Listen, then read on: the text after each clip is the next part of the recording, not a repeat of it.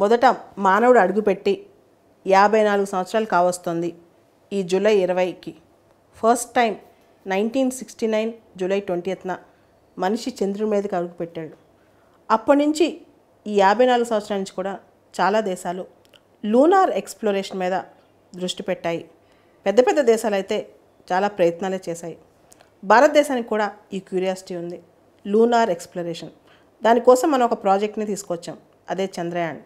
So చంద్రయాన్లో Chandrayaan 1, Chandrayaan 2, ఇప్పుడు చంద్రయాన్ 3. 2008లో మనం చంద్రయాన్ 1 అన్నమాట. చంద్రయాన్ 1లో ప్రత్యేకత ఏంటంటే lunar impact probe. Chandrayaan 1 success అయిందనే చెప్పుకోవచ్చు. తర్వాత 2019లో మనం చంద్రయాన్ 2 చేసాం. దానిలో మనకి ఆర్బిటర్, రోవర్, ల్యాండర్ 3 ఉంటాయి. అయితే చివరి నిమిషంలో ఆర్బిటర్ వైఫల్యమైందనమాట. దాంతో చంద్రయాన్ 2 ఓన్లీ పార్షియలీ సక్సెస్ఫుల్ అయింది, పూర్తి స్థాయిలో సక్సెస్ కాలేదని మనం అనుకుంటాం. ఆ ఫెయిల్యూర్స్ నుంచి మనం నేర్చుకుంటూ ఇప్పుడు చంద్రయాన్ 3 వైపు అడుగులు వేసాం. ఈ రోజున మధ్యాహ్నం 2:35 శ్రీహరికోటలో షార్ సెంటర్ నుంచి చంద్రయాన్ 3 ప్రయోగం స్టార్ట్ చేసాం. ఈ ప్రయోగం అనేది మనం చూస్తే కనుక చంద్రయాన్ 3 అంటే టెక్నికల్గా LVM-3 M4 చంద్రయాన్ 3 అని పిలుస్తున్నాము. దీనిలో ఈ రాకెట్లో పేలోడ్స్ మనం చూస్తే బేసికల్గా 3 మాడ్యూల్స్ అని చెప్పొచ్చు. ఒకటి ప్రొపల్షన్ మాడ్యూల్, రెండోది ల్యాండర్ మాడ్యూల్, మూడోది రోవర్ మాడ్యూల్. సో ఇది మనకి భూమి కక్షలోంచి మనకు దగ్గరగా 179 కిలోమీటర్స్ దూరంలో దీన్ని మనం వదిలిపెట్టాం అనమాట. ఈ 179 ఇంటూ అంటే దగ్గరగా ఉన్నప్పుడు 179, దూరం నుంచి చూస్తే కనుక 36,000. ఇది భూమి కక్షలో తిరుగుతూ దీని పరిధి పెంచుకుంటూ ఒక స్థాయి దాటిన తర్వాత, ఈ స్పీడ్ దాటిన తర్వాత లూనార్ కక్షలోకి వెళ్ళుద్ది, చంద్రుని కక్షలోకి వెళ్ళుద్ది అనమాట. చంద్రుని యొక్క గురుత్వాకర్షణ శక్తికి లోనై చంద్రుని చుట్టూ పరిభ్రమించడం స్టార్ట్ చేస్తానమాట. ఇలా మనం 3 థింగ్స్ పంపిస్తున్నాం. ఒకటి ప్రొపల్షన్ మాడ్యూల్, రెండోది రోవర్ మాడ్యూల్, మూడోది ల్యాండర్ మాడ్యూల్. ల్యాండర్కి మనం పెట్టిన పేరు విక్రమ్. ఇది ఆల్రెడీ చంద్రయాన్ 2లో కూడా విక్రమ్ అనే పేరు పెట్టాం. సో ల్యాండర్ని విక్రమ్ అన్నాం, రోవర్ని ప్రజ్ఞాన్ అన్నాం. సో ఈ చంద్రయాన్ 3 ప్రత్యేకత ఏంటంటే చంద్రుడి మీద సౌత్ పోల్ దగ్గర ల్యాండ్ అవుతుంది. ఇది చాలా పెద్ద విషయం. సౌత్ పోల్ దగ్గర జనరల్గా ఎవరు ఎక్స్ప్లోరేషన్కి వెళ్ళరు, అక్కడ సూర్యరశ్మి కూడా సరిగ్గా తగలదనమాట. అటువంటి ప్లేస్ అనమాట చంద్రుడి దగ్గర సౌత్ పోల్. ఇదే ఈ చంద్రయాన్ 3 యొక్క ముఖ్యమైన ప్రత్యేకమైన అంశం. 42 డేస్ పడుతుందంట ఇది అక్కడికి వెళ్ళి ల్యాండ్ అవటానికి. అంటే ఆగస్ట్ 24, 25 ఆ తారీఖులో ల్యాండ్ అయ్యే అవకాశం ఉందని అంటున్నారు. సో సౌత్ పోల్ దగ్గర ల్యాండ్ అయ్యే ఈ చంద్రయాన్ 3కి చాలా ప్రత్యేకతలు ఉన్నాయి. ముఖ్యంగా మనం చూస్తే చంద్రయాన్ 3 కనుక సక్సెస్ అయితే ప్రపంచంలో చంద్రుడి మీద ల్యాండ్ అయిన 4వ దేశంగా భారతదేశం ప్రతిష్ట గాంచుతుంది. ముందుగా అమెరికా, తర్వాత రష్యా, తర్వాత చైనా చంద్రుడి మీద ల్యాండ్ అవ్వగలిగాయి. తర్వాత ఇండియా కనుక ఈ మిషన్ సక్సెస్ అవుతే 4వ దేశం అవుతుంది అనమాట. America Apollo 2 mission, Russia Luna mission, China Chang'e mission. వీటి ద్వారా చైనా లూనార్ ఎక్స్ప్లోరేషన్ చేయగలిగింది 3 దేశాలు కూడా. భారతదేశం కనుక ఈ సక్సెస్ అవుతే చంద్రయాన్ 3 ద్వారా జాబిల మీద అడుగుపెట్టిన దేశంగా మిగిలిపోతుంది భారతదేశం. మనం చూస్తే చంద్రయాన్ 1 PSLV రాకెట్ ద్వారా లాంచ్ చేసాం. చంద్రయాన్ 2 GSLV ద్వారా లాంచ్ చేసాం. చంద్రయాన్ 3 LVM-3 M4 ద్వారా లాంచ్ చేసాం. LVM-3 ఏంటి అంటే GSLVకి కొంత అడ్వాన్స్డ్ వర్షన్ అనమాట. సో దీన్నే బాహుబలిగా అంటుంటారు, బాహుబలి ఆఫ్ ఇస్రో అని చెప్పి రాకెట్ని. GSLV modified advanced version LVM-3 అనమాట. దీనిలో మనం చూస్తే కనుక LVM-3 ఎందుకు వాడారు, ఈ పేలోడ్ చాలా హెవీ. మనం చూస్తే దీనిలో ప్రొపల్షన్ మాడ్యూల్ ఉంది, ల్యాండర్ మాడ్యూల్ ఉంది, రోవర్ మాడ్యూల్ ఉంది. దాదాపు 4 టన్నుల బరువు ఉందన్నమాట. సో ఇంత బరువు పేలోడ్ తీసుకెళ్లాలంటే నిజంగానే బాహుబలి లాంటి రాకెట్ అవసరం కాబట్టి LVM-3ని వాడారు. దీనిలో ఇనిషియల్గా సాలిడ్ స్టేజ్ వాడతారు ఇంజన్లో, తర్వాత లిక్విడ్ స్టేజ్ వాడతారు, తర్వాత క్రయోజెనిక్ స్టేజ్ వాడతారు. ఈ బాహుబలి రాకెట్ అంటే LVM-3 రాకెట్ చంద్రయాన్ 3ని తీసుకెళ్ళి భూ స్థిర కక్షలో వదిలిపెట్టింది. అంటే దాన్ని 179 ఇంటూ 36,000 కిలోమీటర్స్ అనమాట.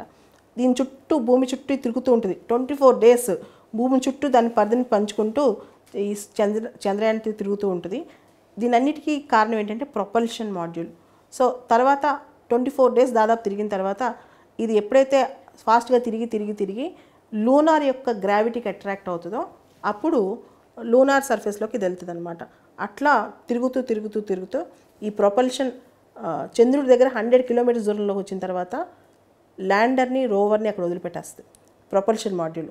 ఇంకా అక్కడి నుంచి సేఫ్గా సౌత్ పోల్ దగ్గర మూన్ దగ్గర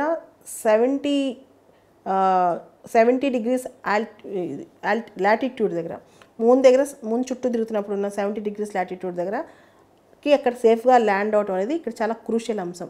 లాస్ట్ టైం చంద్రయాన్ 2లో చంద్రుడికి 4 కిలోమీటర్స్ దూరంలో ఉన్నప్పుడు అక్కడ ఉన్న ఆర్బిటర్ మనతో కనెక్షన్ తెగిపోయిందనమాట. దాంతో ఆ మిషన్ ఫెయిల్ అయింది అంటుంటాం. సో ఇది ఇప్పుడున్న చంద్రయాన్ 3 ఫెయిల్యూర్ నుంచి మనం నేర్చుకునే డిజైన్. సో ఇది ఫెయిల్యూర్ నుంచి. సో ఇప్పుడున్న మేజర్ థింగ్ ఏంటంటే బేసికల్గా ప్రొపల్షన్ మాడ్యూల్ అనేది మూన్ దగ్గర 100 కిలోమీటర్స్ దగ్గర ల్యాండర్ని రోవర్ని వదిలిపెట్టేస్తుంది. ల్యాండర్ రోవర్ ఏంటంటే ల్యాండర్ వెళ్ళి అక్కడ దిగుతుంది అనమాట మూన్ దగ్గర సౌత్ పోల్ దగ్గర 100 కిలోమీటర్స్ లాంగిట్యూడ్ దగ్గర. అక్కడి నుంచి రోవర్ మూన్ మీదకి అడుగుపెట్టి దానిలో ఉన్న రీసెర్చెస్ చేస్తుంది, అక్కడ ఉన్న ఇన్స్టిట్యూట్ రీసెర్చెస్ చేస్తుంది అనమాట. అసలు ఈ చంద్రయాన్ 3 ప్రయోగంతో ఇస్రో ప్రపంచానికి ఏం చెప్పాలనుకుంటుంది, ఏమి రీసెర్చ్ చేయాలనుకుంటుంది, ఇస్రో ఇది విజయవంతమైతే ఏ స్థాయిలో ఉండబోతోంది? ముందుగా మనం సేఫ్గా సాఫ్ట్ ల్యాండింగ్ చంద్రుడి పైన చేయగలమని ఇస్రో ప్రూవ్ చేయాలనుకుంటుంది. తర్వాత చంద్రుడిపై మనం రోవర్ కెపాసిటీ అంటే చంద్రుడిపై మనం అడుగు పెట్టగలం అనేది ప్రూవ్ చేయాలనుకుంటుంది. దాంతోపాటు రోవర్ ఇన్స్టిట్యూట్ సైంటిఫిక్ ఎక్స్పెరిమెంట్స్ అంటే అక్కడ రోవర్ దిగి ఆ ఉపరితల ప్రాంతం మీద ఎక్స్పెరిమెంట్స్ మేము కండక్ట్ చేయగలం అని ఇస్రో చెప్పాలనుకుంటుంది. ఇస్రో ఆ ఎక్స్పెరిమెంట్స్ వల్ల కొత్తవి కనుక్కోవాలనుకుంటుంది. దాంతోపాటు మనం చూస్తే కనుక ఇంకా ఏమేం చేయాలనుకుంటుంది ఇస్రో అంటే లూనార్ టోపోగ్రఫీ అండ్ మినరాలజీ, చంద్రుడి ఉపరితలం ఖనిజాలు సంబంధించిన ఇన్ఫర్మేషన్, తర్వాత ఎలిమెంటల్ అబ్యుండెన్స్, వివిధ మూలకాల పరిమాణం, లూనార్ ఎగ్జోస్పియర్, చంద్రుని బాహ్య వాతావరణం ఎలా ఉంటుంది, signatures of hydroxyl and water ice, మంచు నీటి జాడలు ఎలా ఉంటాయి, లూనార్ సెస్మిసిటీ, చంద్రునిపై భూకంపాల అధ్యయనం, లూనార్ సర్ఫేస్ ప్లాస్మా ఎన్విరాన్మెంట్, చంద్రుడి ఉపరితలం పైన ప్లాస్మా వాతావరణ పరిస్థితి, ఇవన్నీ కూడా అంటే ఎట్లా ఉంది ఇదంతా కూడా కనుక్కోవాలనుకుంటుంది, తెలుసుకోవాలనుకుంటుంది, రీసెర్చ్ చేయాలనుకుంటుంది ఇస్రో. మనందరికీ తెలుసు భూమి ఆల్రెడీ ఓవర్ బర్డన్ అయింది. మానవ జాతి కొత్త ప్లానెట్స్ని ఎత్తుక్కుంటుందన్నమాట. ఏం చేయాలి, ఎక్కడ ఆవాసాలు ఏర్పరచుకోవచ్చు అని చెప్పి. సో ఆ దిశగా ప్రపంచం మొత్తం రకరకాల ప్లానెట్స్ వైపు చూస్తున్నాయి. మార్స్ కానీ ఇలాంటి వైపు ప్లానెట్స్ అండ్ మనకు తెలుసు ఉపగ్రహాల వైపు. అదే తరుణంలో చంద్రుడిపైన రీసెర్చ్ చేస్తే అక్కడ ఏమైనా మినరల్స్ దొరుకుతాయా, కొత్త ఖనిజాలు దొరుకుతాయా, మానవాళికి అవసరమైన రిసోర్సెస్ ఏమైనా దొరుకుతాయా, దాంతోపాటు భవిష్యత్తులో మానవాళి ఆవాసాలు ఎక్కడైనా ఏర్పరచుకోవచ్చా, అక్కడ నీటి పరిస్థితి ఎలా ఉంది, అక్కడ సర్ఫేస్ ఎలా ఉంది, అక్కడ మినరల్స్ ఎలా ఉన్నాయి, ఇవన్నీ తెలుసుకుంటే సైంటిఫిక్గా చాలా కొత్తవి తెలుసుకోవచ్చు. దాంతోపాటు భూమి మీద నుంచి చేసే పరిశోధనలకి చంద్రుడి మీద నుంచి బయట ప్రపంచాన్ని యూనివర్స్ని చూసే పరిశోధనలకి చాలా తేడా ఉంటుంది. కాబట్టి ఆ దృష్టితో కూడా చూస్తే కనుక సైంటిఫిక్గా మనకు చాలా తెలుస్తాయని చెప్పి ఇస్రో అనుకుంటుంది, ప్రపంచం అనుకుంటుంది. ఈ చంద్రయాన్ 3 సక్సెస్ కావాలని భారత్ స్పేస్ రీసెర్చ్లో ముఖ్యంగా భారత్కి ఇది ఒక పెద్ద మణికిరీటం కావాలని కోరుకుందాం. చంద్రయాన్ 2 విఫలమైనప్పుడు 2019లో ఇస్రో చీఫ్ శివన్ గారి కంట నీరు మనం చూసాం. మోడీ గారు ఆయన్ని ఓదార్చడం కూడా మనం చూసాం. అయితే ఈ చంద్రయాన్ 3 ఆగస్ట్ 23, 24 ఈ తారీఖుల్లో మన ల్యాండర్ అక్కడ ల్యాండ్ అవనుంది. చంద్రయాన్ 3 యొక్క ల్యాండర్ ఇవి సక్సెస్ఫుల్గా ల్యాండ్ అవ్వాలని ఆ ఉద్విగ్న క్షణాల కోసం మనం ఎదురు చూద్దాం. ఈ చంద్రయాన్ 3 అనేది మనకి ఒక మధుర జ్ఞాపకాలు మిగులుస్తుందని, అవన్నీ మనం పంచుకోవాలని కూడా కోరుకుందాం. ఇది భారతదేశానికే కాదు ప్రపంచానికి కూడా ఈ ల్యాండింగ్ అనేది ఒక మణి కిరీటం అవుతుందని ఆశిద్దాం.